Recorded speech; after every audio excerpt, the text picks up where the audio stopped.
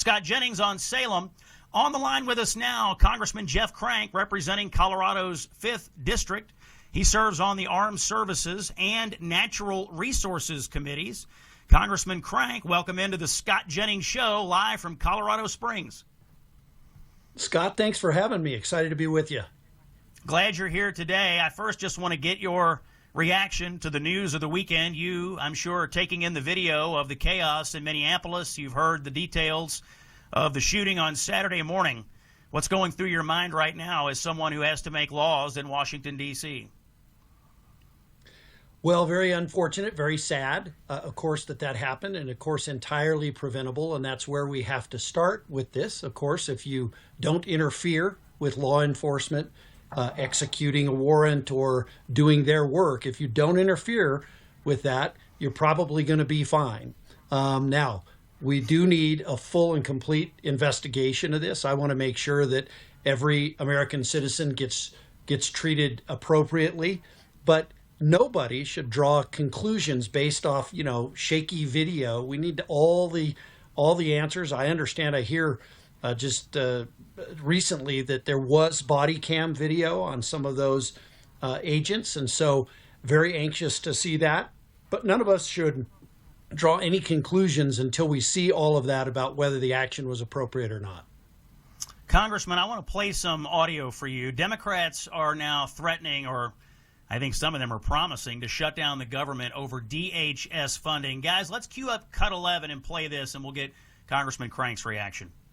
First of all, of course, I'm against this spending bill. It's our view that you should not proceed with the funding for DHS until you have radical, in my view, radical changes, rein in ICE. I hate shutdowns. I'm one of the people that helped negotiate the solution to the end of the last shutdown, but I can't vote for a bill that includes ICE funding under these circumstances. And Senate Minority Leader Chuck Schumer said on Sunday that Senate Democrats will not allow that DHS bill to move forward. He wants it stripped away from the other 5 bills, saying in part, quote, Senate Republicans must work with Democrats to advance the other 5 funding bills while we work to rewrite the DHS bill. This is the best course of action, and the American people are on our side. Congressman, when you hear this rhetoric about ICE and DHS funding from Democrats, what do you think? Are we headed for a government shutdown? Well, I mean, obviously it would just be a partial shutdown. It would probably end up just shutting down the Department of Homeland Security. Doesn't sound like a very good idea to do that at a time when we need, obviously, Homeland Security, and we need our ICE agents who are just doing their job. I mean, for goodness sakes, could you imagine being out on the front lines, being an ICE agent, literally under the gun day in and day out, people throwing frozen water bottles at you and trying to entice you into a fight. And then the Democrats in Congress are going to take away your paycheck as well. This is a terrible idea. I hope that they'll come to their senses and work with us. Look, we should review all that's being done right now with ICE and make sure that everything is appropriate. The president called for that this morning, that we make sure that we're doing everything right. There should be a full accounting of this shooting and making sure that our officers acted appropriately. But we shouldn't hold the good men and women who work for us every single day to keep us safe, shouldn't hold them hostage. And I just really hope that the Democrats will come to their senses on this. Yeah, Congressman, my understanding is that ICE and border enforcement, immigration enforcement has all the money it needs, that by shutting down DHS funding, what you're really doing here is shutting down funding for FEMA and TSA and other things that are under DHS, but that ICE itself and immigration enforcement is already funded. And at a time when most of the country sits under a blanket of snow and ice, it seems to me Democrats threatening to shut down FEMA funding is a terrible idea. Yeah, it is a terrible idea, but we've seen them do it before, right? They did it supposedly over health care, even though it wasn't really over health care. It's just a bad idea. We thought we had this worked out, and we did have it worked out. We had an agreement to get all this stuff funded, to not be on a continuing resolution for the first time in many, many years. And then, of course, they go back on their word and back on the deal once this terrible tragedy happened in Minneapolis. So I hope that we can find a way to get past this. It wouldn't be a good thing for America. Congressman Jeff Crank is our guest. He's speaking to us live from Colorado Springs, Colorado today. Congressman, I want to talk to you about Budget Reconciliation 2.0. We have been enthusiastic supporters of this here, and I know you are as well. And we've had various members of the House Republican Conference on to tout this. Now, you sit on the Energy and Mineral Resource Subcommittee of the Natural Resources Committee, and I know there's going to be some energy provisions in this next round of budget reconciliation. Can you tell us about that? What do you want to see in this bill as it progresses through the House? Well, we certainly, in the first reconciliation bill, we did a lot to get government out of the way of energy production and trying to get us away from picking winners and losers in energy. A lot of that came through our committee on the Natural Resources Committee. I think that if we can get that through, and again, with reconciliation, the secret to that is we don't need 60 votes. We don't need the Democrats.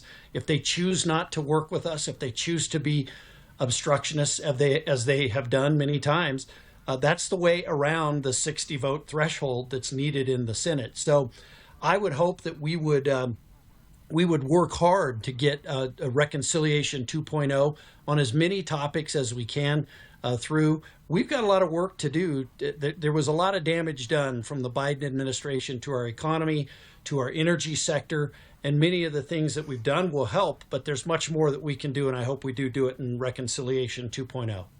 Now, in Colorado, I know you're dealing with something that people just call the Colorado River water crisis. And I'd like to hear a little more about that. And is there anything in this legislation that needs to be done to help people in your district and around Colorado due to this situation with the Colorado River? Well, certainly, water in the West, is, as you know, Scott, is something that we fight over, and we fight over it a lot. And Colorado is unique because we are the only state in America that we don't have any rivers that run into Colorado. Every river in Colorado runs out of Colorado because we're kind of the starting point for most of that because of our elevation.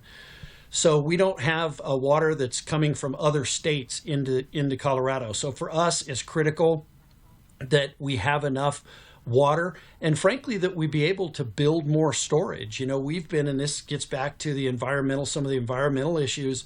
They have literally, the environmental crazy groups out there have been able to shut down water storage projects all across the United States and certainly in Colorado.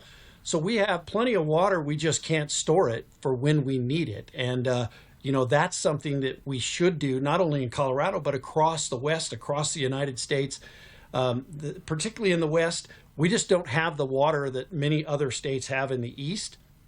And it's just critical that we're able to do that. And so from the Colorado River's perspective, we're taking a lot of water out of that. Both other states are taking it out. California taking, frankly, much more than their fair share out of it. But again, the best way to address this is to get more storage, not only for Colorado, but for other states, so that we don't just have water fall and then continue to run down and we can't use that water. Congressman, you sit on the Armed Services Committee. Interested in your reaction of the news that the USS Abraham Lincoln is moving into position in the Indian Ocean. Other military assets appear to be moving towards the Middle East. Any comment on what you're seeing? And do you support the idea of the president striking the Iranian regime in order to help the protesters there? Estimates today are that tens of thousands of people have been slaughtered over the last few days. Yeah, what a terrible tragedy. That regime in Iran is brutal. They should be gone, and that should be America's goal, is to get rid of them. And I think back to 2009 when we had a very similar situation.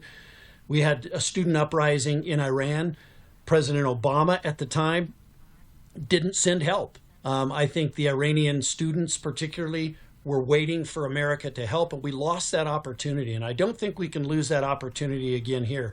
I hope the president acts in a very decisive way to help the people who want freedom and liberty, not just for Iran, but let's think about what that would do for the entire Middle East, because right now, many of the more moderate Arab states are willing to work with Israel, and we see some of those around the Middle East that are willing to at least work with find a way to coexist with Israel. The real problem is Iran, this Iranian regime, which refuses to work with that. And many of these Arab states, they want to see this Iranian regime gone because they are so destabilizing to the Middle East right now. So I do hope that the president does what is necessary. And there's lots of ways, lots of things at his disposal, right, whether it's cyber attacks or, striking from a military standpoint or sanctions. There's lots of ways that he can do this. And I know he's considering all of those. Congressman Jeff Crank, thanks for joining us. He is the representative for Colorado's 5th District. He joined us live today from Colorado Springs. Congressman, we'll have you back soon.